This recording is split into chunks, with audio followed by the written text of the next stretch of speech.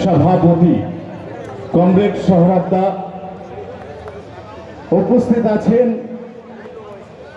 মঞ্চ জুড়ে একাধিক কমরেড নেতৃত্ববৃন্দ ও আইএসএফ এর নেতৃত্ববৃন্দ মঞ্চে আর কিছু সময়ের মধ্যে উপস্থিত হবেন আপনাদের অত্যন্ত প্রিয় মানুষ, আপনাদের আকাঙ্ক্ষিত আমডাঙ্গা বিধানসভার বাম সমর্থিত আইএসএফ মনোনীত প্রার্থী মাননীয় বিশ্বজিৎ মাইতি মহোদয়। সর্বোপরি আজকের মঞ্চের সম্মানীয় প্রধান অতিথি আসন অলঙ্কৃত করে আপনাদের সম্মুখে বক্তব্য রাখতে আসছেন ইন্ডিয়ান সেকুলার ফ্রন্টের সম্মানীয় চেয়ারম্যান, আমাদের সকলের প্রিয় ভাইজান পীরজাদা নওশাদ সিদ্দিকী সাহেব। একটু নওশাদ সিদ্দিকী ভাইজানের জন্য করতালি হয়ে যাক।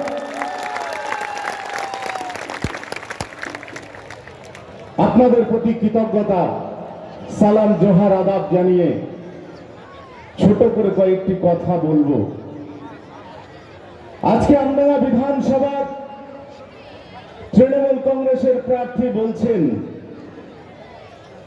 আমি যেদিন থেকে তৃণমূল কংগ্রেসে জয়েন করেছি, দিদির পাশে দাঁড়িয়েছি, সেদিন থেকে বাংলার মাটি থেকে আইএসএফ মুছে গেছে।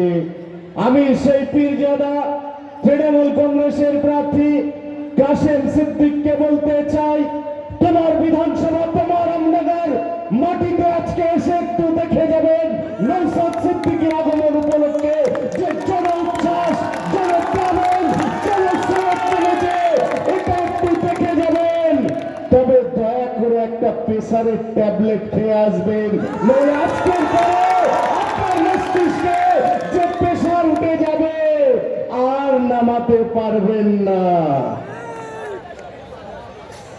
আইএসএফ কে মুছিয়ে দেবে, কত বড় অভক্ত, কত বড় স্পর্ধা। আমি মাননীয় কাশেম সিদ্দিকী সাহেবকে বলতে চাই, আইএসএফ হচ্ছে একটি বিশুদ্ধ লোহা। লোহাকে যত পোড়াবেন, যত তাপাবেন, যত প্রহার করবেন, যত পিটাবেন, লোহা তত শক্তিশালী হয়। ঠিক তেমনি আইএসএফ তত বেশি শক্তিশালী হয়ে যাবে।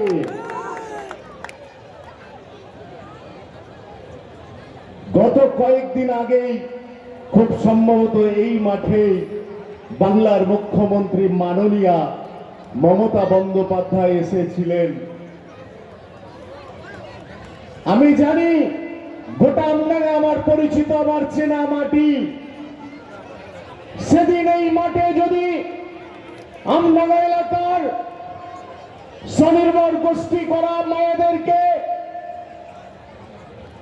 এই সভায় উপস্থিত না হলে আপনাদেরকে মুরগির বাচ্চা দেওয়া হবে না, আপনাদেরকে গ্রুপ লোন দেওয়া হবে না, এই না বলে মাঠের মধ্যে না নিয়ে আসতেন, তাহলে কাশেম সিদ্দিকী সাহেব আপনার এই সাধনপুরের মাঠ দিদির সভাতে জনপুকুর হতো। আপনার কথাই আপনাকে ফেরত দিলাম। আর আজকের জনসমুদ্রটা দেখে নেবেন সোশ্যাল মিডিয়ায় ক্যামেরার মধ্যে দিয়ে। আজকে বাইরন বিশ্বাস নাম শুনেছেন, সাগরদিঘির তৃণমূল কংগ্রেসের প্রার্থী।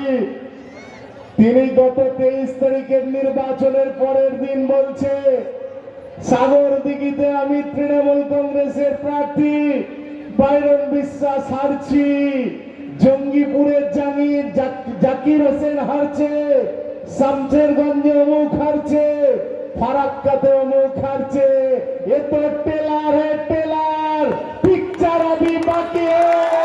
4 তারিখের পরে গোটা পশ্চিমবঙ্গ থেকে তৃণমূল কংগ্রেস সাফ হচ্ছে, সাফ হচ্ছে। আইএসএফ এবং বামপন্থী জোট এদেরকে বাংলার মাটি থেকে বিতাড়িত করছে আর মাননীয়াকে প্রাক্তন করে ছাড়ছে। কি বন্ধু, প্রাক্তন হবে তো মাননীয়া?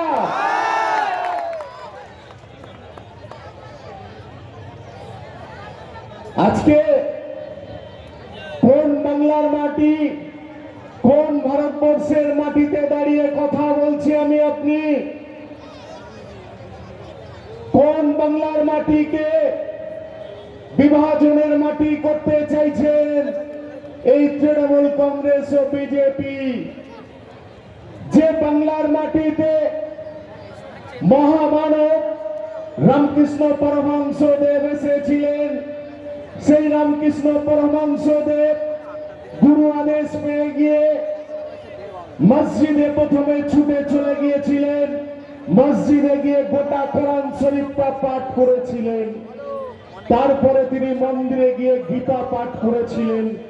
শেষে পৌঁছেছিলেন গির্জাতে, সেখানে বাইবেলকে পড়ে নিয়ে বাইরে বেরিয়ে এসে বলেছিলেন, হে আমার গুরু, আপনার আদেশে আমি কোরআন পড়েছি, গীতা পড়েছি, বাইবেল পড়েছি, যা বুঝেছি পৃথিবীতে কোন ধর্মের মধ্যে ভেদাভেদ নেই, প্রত্যেকটি ধর্মই একটি সুতোর গীতে বাঁধা রয়েছে, অর্থাৎ যত মত তত পথ।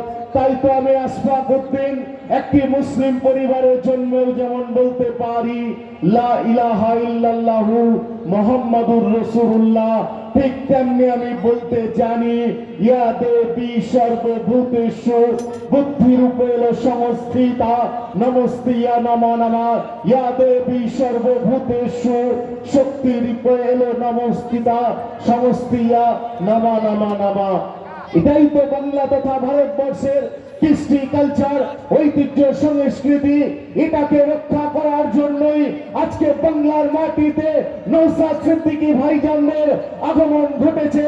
বিমান বাবু, সূর্য কান্ত মিশ্রেরা, সুজন চক্রবর্তীরা নওশাদ সাহেবের হাতকে শক্তিশালী করবার জন্য আমরা যে জোট করেছি, আপনাদের মতো মানুষেরা যদি এই জোটে এভাবে সামিল হয়ে যায়, বুথে বুথে বুক চিতিয়ে লড়াই করে, তাহলে এক নতুন বাংলাকে এই ভারতবর্ষের মাটিতে এই জোট সমর্থিত আইএসএফ প্রার্থীরা আগামী 4 তারিখের পরে উপহার দিচ্ছে দিচ্ছে দিচ্ছে।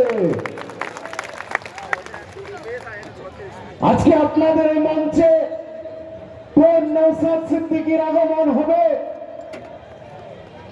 যে নওশাদ সিদ্দিকী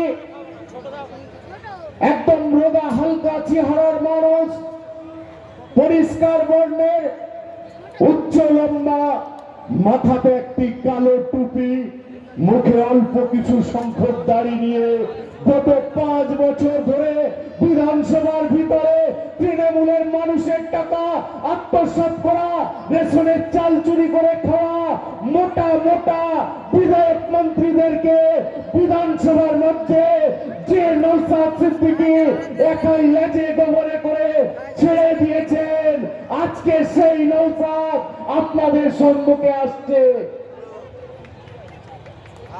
সেই নওশাদের আগমনে আপনারা তো অনেক বেশি খুশি আছেন।